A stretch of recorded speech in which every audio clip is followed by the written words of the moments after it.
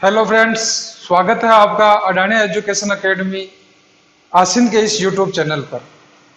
आज जो है मैं आपके सामने वापस कक्षा 12 का जो लेसन नंबर 15 है, जो कि एक पोयम है जो विलियम शेक्सपियर के द्वारा लिखी गई है तथा पोयम का नाम है द 7 स्टेजेस ऑफ मैन। इसके बारे में हम चर्चा करेंगे, इसके बारे में हम पढ़ेंगे।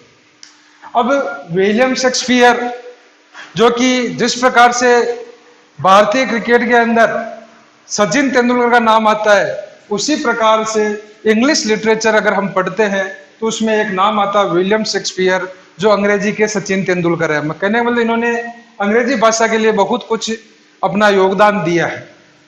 अब हम बात करें द 7 स्टेजेस ऑफ मैन। ये जो कविता है ये एक ड्रामेटिक मोनोलॉग है। ड्रामेटिक का मतलब होता है नाटक के अंदर आई हुई, और मोनोलॉग का मतलब होता है एकालाप, मतलब अकेला ही एक कैरेक्टर जो होता है इस कविता को बोलता रहता है और अपनी बात को कहता रहता है। अब ड्रामेटिक मोनोलॉग है और ये कौन से नाटक में आई है, तो शेक्सपियर ने जो है एक नाटक लिखा एज यू लाइक इट, और उस नाटक से ये पोयम ली गई है। उस नाटक के अंदर इस पोयम के बारे में वर्णन मिलता है।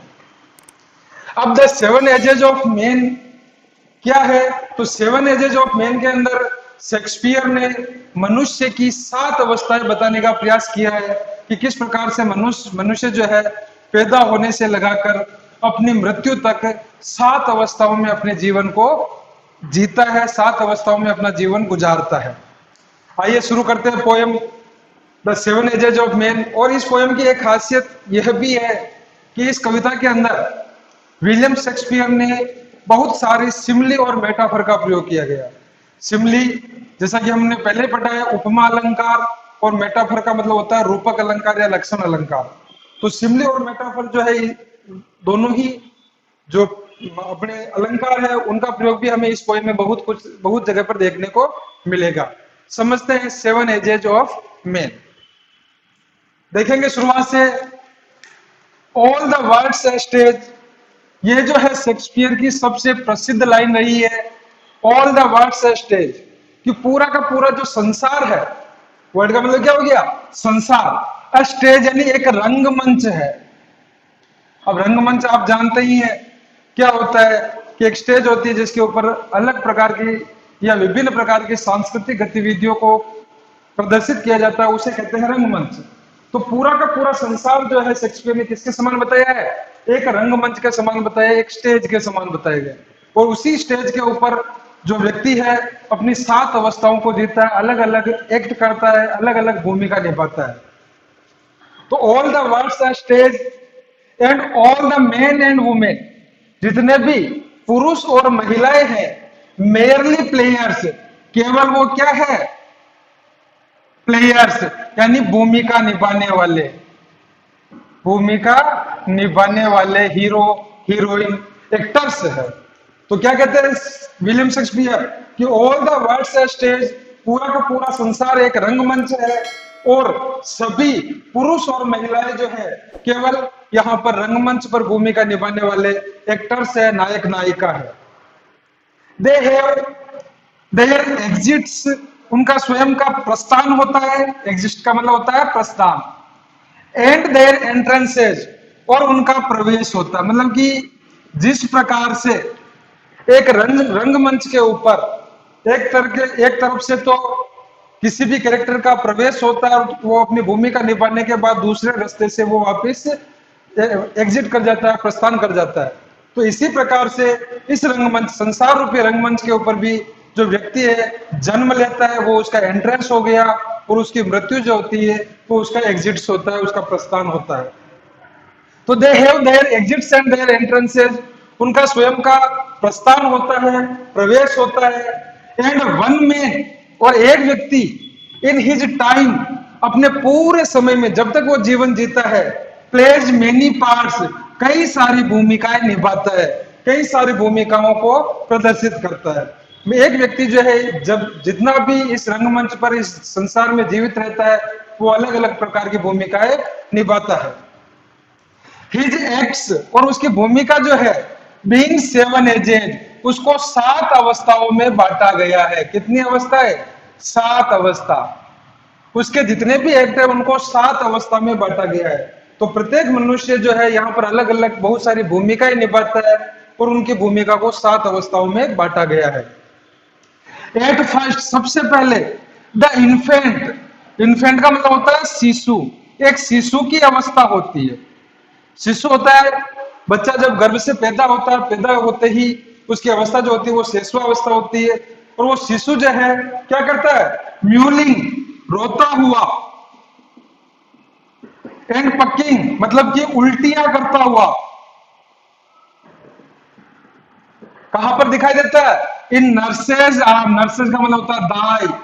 दाई का मतलब होता है संरक्षक, जो भी उस शिशु को रखने वाले होते हैं, उसको संभालने वाले होते हैं, उनके आर्म्स यानी उनके भुजाओं के अंदर, उनके हाथों के अंदर वो उल्टियां करता हुआ, रोता हुआ दिखाई देता है। तो इस संसार में जो 7 अवस्थाएं मनुष्य की बताई गई है, उसमें पहली अवस्था है आपके इन्फेंट की, एक शिशु की, जो अपनी दाई माँ के हाथों में रोता हुआ, उल्टियां करता हुआ दिखाई देता है। फिर आगे की अवस्था होती है देर, बाद में, द विनिंग स्कूल बॉय। एक ऐसा बच्चा, विनिंग यानी न चाहते हुए, चिड़चिड़ाते हुए, स्कूल बॉय यानी एक स्कूल के बच्चे के समान, स्कूल जाता हुआ बच्चा जो होता है वो दिखाई देता है। विथ हिज स्टेचर, जो अपने किसके साथ, छोटा जो बस्ता होता है या थैला जो होता है, छोटा थैला, तो एक छोटा सा थैला जो बच्चा अपने पीछे की ओर लटका के रखता है, उस बस्ते के साथ वो न चाहते हुए विद्यालय की तरफ जाता हुआ दिखाई देता है। एंड शाइनिंग मॉर्निंग फेसेज, और सुबह सुबह, शाइनिंग यानी चमकते हुए, मॉर्निंग यानी सुबह, शाइनिंग यानी चमक, चमकना, उसका चेहरा जो है सुबह सुबह जिस प्रकार से सूर्य चमकता है उसी प्रकार से उसका चेहरा चमकीला दिखाई देता है। क्रीपिंग, रेंगता हुआ, क्योंकि अपन ने पहले ही जिक्र कर लिया है कि वो न चाहते हुए विद्यालय जाता है, जबरदस्ती विद्यालय जाता है, बहुत ही छोटे छोटे कदमों के साथ। एक स्नेल, स्नेल का मतलब होता है सीपी जिसको बोलते हैं, या गोंगा जिसको बोलते हैं, एक गोंगे के भांति। गोंगा होता है जो कि बहुत ही, उसकी जो चलने की जो रफ्तार होती है वो बहुत ही कम होती है, बहुत धीमी होती है। तो ये छोटा बच्चा जो होता है, जो कि विद्यालय नहीं जाना चाहता लेकिन जबरदस्ती वो विद्यालय की तरफ जा रहा है, ना चाहते हुए जा रहा है, तो वो एक स्नेल के भांति, गोंगे के भांति रेंगता हुआ धीरे धीरे विद्यालय की तरफ बढ़ता हुआ दिखाई देता है। और ये जो अवस्था है मनुष्य की दूसरी अवस्था है। अनविलिंगली, न चाहते हुए, टू स्कूल मतलब विद्यालय की तरफ जाता हुआ दिखाई देता है। एंड देन लवर, और बाद में जो अवस्था आती है वो होती है लवर की, एक प्रेमी की। ये लवर जो है तीसरी अवस्था। तो यहां तक हमने 2 अवस्थाओं के बारे में पूर्ण रूप से पढ़ा। पहली थी इन्फेंट और दूसरी थी स्कूल बॉय। और ये दोनों ही अवस्थाएं जो है, जो मनुष्य की प्रथम 2 अवस्थाएं होती है, जो शेक्सपियर ने 7 अवस्थाएं बताई है, उनमें से पहली 2 अवस्था कौन कौन सी है, इन्फेंट की, पहली शिशु की, और दूसरी होती है स्कूल बॉय की। आगे देखेंगे हम लवर की। तो दोस्तों अभी हमने शुरुआती पंक्तियों में जो शेक्सपियर ने मनुष्य की 7 अवस्थाएं बताई है, उनमें से 2 अवस्थाओं के बारे में पढ़ा, जिसमें पहली थी इन्फेंट यानी एक शिशु की अवस्था, तथा दूसरी थी स्कूल बॉय मतलब कि न चाहते हुए विद्यालय जाते हुए बच्चे की।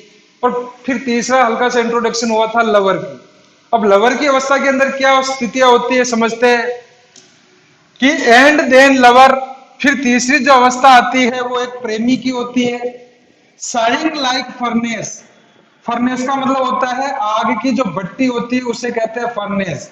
शाइन यानी जलता है, वो एक आग की भट्टी की तरह अपने मन ही मन में जलता है। विथ ए वॉयफुल बैलेड, वॉयफुल का मतलब होता है दुख भरा या दर्द भरा, दुख भरा या दर्द भरा। बैलेड का मतलब होता है एक गीत गाते हुए।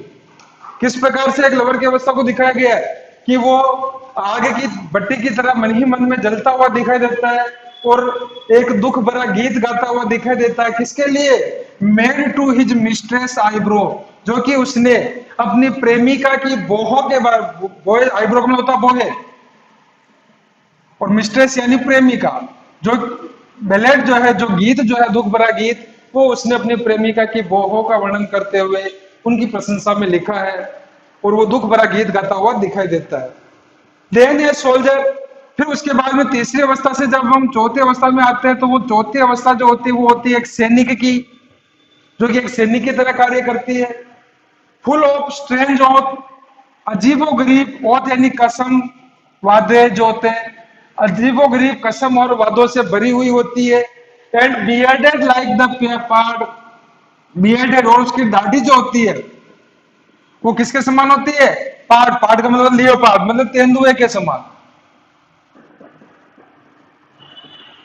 कहने मतलब जो सोल्जर की अवस्था होती है वो अजीबोगरीब कस्मों वादों से भरा होता है और एक तेंदुए के समान उसकी दाढ़ी होती है। जेलस इन ऑनर, अपने सम्मान के प्रति ईर्ष्यालु होता है। जेलस का मतलब होता है ईर्ष्यालु। किसके प्रति? ऑनर यानी अपने सम्मान के प्रति। Sudden and quick in quarrel, quarrel का मतलब होता है झगड़ा करने में, लड़ाई करने के लिए, झगड़ा या लड़ाई, मतलब लड़ाई झगड़ा करने के लिए क्विक होता है, बहुत शीघ्र वो लड़ाई झगड़ा करने लग जाता है। Seeking the bubble reputation, important line, seeking यानी ढूंढता रहता है। एक सैनिक की जो अवस्था होती है वो ढूंढता रहता है क्या?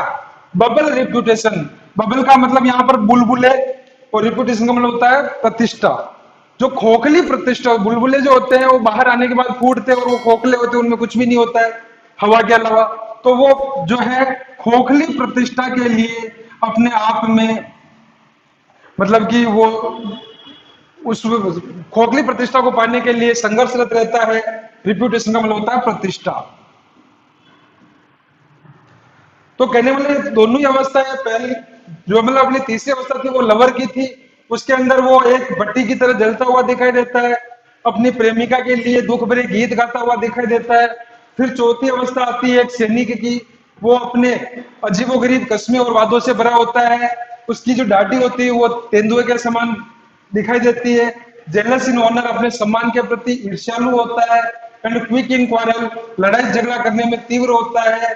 और सीकिंग द बबल रिप्यूटेशन, और खोखली प्रतिष्ठा को ढूंढता रहता है, उसको प्राप्त करने के लिए संघर्षरत रहता है। इवन इन कैनन्स माउथ, और इस खोखली प्रतिष्ठा को पाने के लिए, कैनन का मतलब होता है तोप, माउथ यानी मुंह, यहां तक कि उस खोखली प्रतिष्ठा को पाने के लिए वो तोप के मुंह में जाने के लिए भी तैयार रहता है। और ये जो अवस्था है एक मनुष्य की चौथी अवस्था, जिसको हम कहते हैं सोल्जर यानी एक सैनिक की अवस्था। एंड देन द जस्टिस, और इसके बाद जो अवस्था आती है वो एक जस्टिस की यानी न्यायाधीश की आती है। तो पांचवी जो अवस्था होगी वो कौन सी होगी? न्यायाधीश की। इन फेयर राउंड बेली, जो जिसका राउंड बेली मतलब कि गोल मोटा पेट होता है,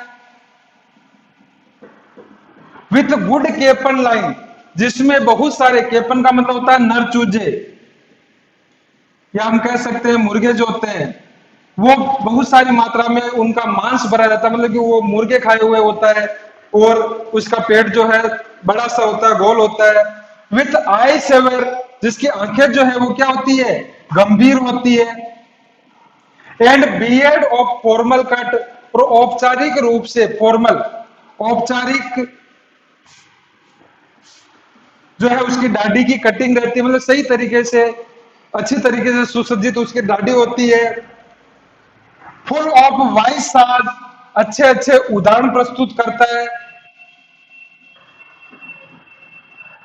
अच्छा दृष्टिकोण होता है उसका। एंड मॉडर्न इंस्टेंसेस, आधुनिक जो है उदाहरण प्रस्तुत करता है। कहने का मतलब वो एक्सपीरियंस से सीखता है, अपने अनुभव से सीखता है, और अनुभव के आधार पर वो किसी भी चीज के लिए अच्छा दृष्टिकोण रखता है और किसी भी चीज के लिए अच्छे अच्छे उदाहरण प्रस्तुत करता है। And so he plays his part, और इस प्रकार से वह अपनी भूमिका निभाता है। द सिक्स्थ एज शिफ्ट, फिर आगे छठी अवस्था जो आती है, यहां तक हमने पढ़ी है लगभग लवर तीसरी, चौथी है सोल्जर की, और पांचवी है जस्टिस की। तो हमने पांच अवस्थाएं अभी तक पढ़ ली है। पहली थी इन्फेंट की, जो कि mewling and puking in nurse's आर। दूसरी थी स्कूल बॉय की, unwillingly to go to school. तीसरी थी अपने सोल्जर की, साइंग लाइक ए फर्नेस। फिर उसके बाद में अगली अवस्था जो है वो है जस्टिस की, एक न्यायाधीश की। और अब हम आगे बढ़ेंगे, जो छठी अवस्था आती है वो अगले लाइन के अंदर। तो दोस्तों पांचवी जो अवस्था होती है जस्टिस की, उसके बाद जो हमारी द सिक्स्थ एज शिफ्ट्स, जो छठी अवस्था शिफ्ट होती है, मतलब बदलती है, into the lean and slippered pantaloon. Lean यानी झुका हुआ, स्लीपर्ड यानी चप्पलें पहने हुए, पेंटालून का मतलब होता है एक वृद्ध व्यक्ति की तरह। वृद्ध व्यक्ति मतलब कि पांच, जो अपनी छठी जो अवस्था होती है वो एक झुका हुआ चप्पल पहने हुए एक वृद्ध व्यक्ति के समान दिखाई देती है। विथ स्पेक्टेकल्स ऑन नोज, जिसके नोज यानी नाक के ऊपर क्या होता है, स्पेक्टेकल्स यानी चश्मा लगा होता है। And pouch on side, pouch on side मतलब बगल की जो चमड़ी होती है वो लटकी हुई होती है, लटकी हुई बगल की चमड़ी, मतलब कि जो वृद्धावस्था जो होती है इसमें हमारी चमड़ी जो है वो लटक जाती है, तो उस प्रकार से लटकी हुई चमड़ी के दिखाई देती है उसके ऊपर। हिज यूथफुल होज, जिसने अपने यूथफुल यानी जवानी के होज यानी जुराबे कपड़े वगैरह पहने हुए हैं, वेल सेट जो कि उसने बचा कर रखे थे, वर्ल्ड टू वाइड, उस समय संसार से जो जुराबे जो कपड़े उसने बचा कर रखे थे वो कपड़े वो पहनता है। फॉर हिज संक सेंक, और कहां पर, संक सेंक यानी उसकी सिकुड़ी हुई टांगों के ऊपर। संक सेंक का मतलब होता है सिकुड़ी हुई टांगे। देखो वापिस देखेंगे, जो छठी अवस्था है वो एक वृद्धावस्था पेंटालून की अवस्था है, उसके नाक पर चश्मा लगा होता है, बगल की चमड़ी लटकी हुई होती है, उसके जो पुराने जो है उसने अपनी जवानी के जो कपड़े बचा कर रखे उन कपड़ों को पहनता हुआ दिखाई देता है अपनी सिकुड़ी हुई टांगों के ऊपर। And his big manly voice, और उसकी भारी और जो मैनली यानी एक व्यक्ति की तरह गंभीर जो वॉइस यानी आवाज जो है, एक व्यक्ति की तरह भारी और गंभीर आवाज जो है, टर्निंग अगेन, दोबारा बदलती हुई दिखाई देती है। कैसी दिखाई देती है, बदलती हुई दिखाई देती है। फॉरवर्ड चाइल्डिश ट्रेबल पाइप, एक बच्चे के समान पतली आवाज के अंदर, फॉरवर्ड यानी किसकी तरफ, चाइल्डिश ट्रेबल पाइप, बच्चे के समान पतली आवाज, मतलब कि उसकी आवाज जो होती है, अपन देखते हैं कि वृद्धावस्था के अंदर व्यक्ति की आवाज जो है वापिस एक बच्चे के समान पतली आवाज में बदल जाती है। And whistles in his sound, और जब वो बोलता है तो बोलते समय उसके मुंह में दांत नहीं होने के कारण क्या होता है, विस्लिंग होती है, सीटी की आवाज आती हुई दिखाई देती है, सुनाई देती है। तो ये है अपनी छठी अवस्था। वापिस देखेंगे इसको कि into the lean and slippered pantaloon, एक झुका हुआ चप्पलें पहने हुए एक वृद्ध व्यक्ति की तरह ये अवस्था होती है। विथ स्पेक्टेकल्स ऑन नोज, नाक पर चश्मा धारण किए हुए, एंड पाउच ऑन साइड, बगल की चमड़ी लटकी हुई होती है। हिज यूथफुल होश, उसके जवानी के जो कपड़े जो उसने बचा कर रखे थे वो उसने अपने संग संग यानी सिकुड़ी हुई टांगों पर पहने हुए या दान कहे हुए रहता है।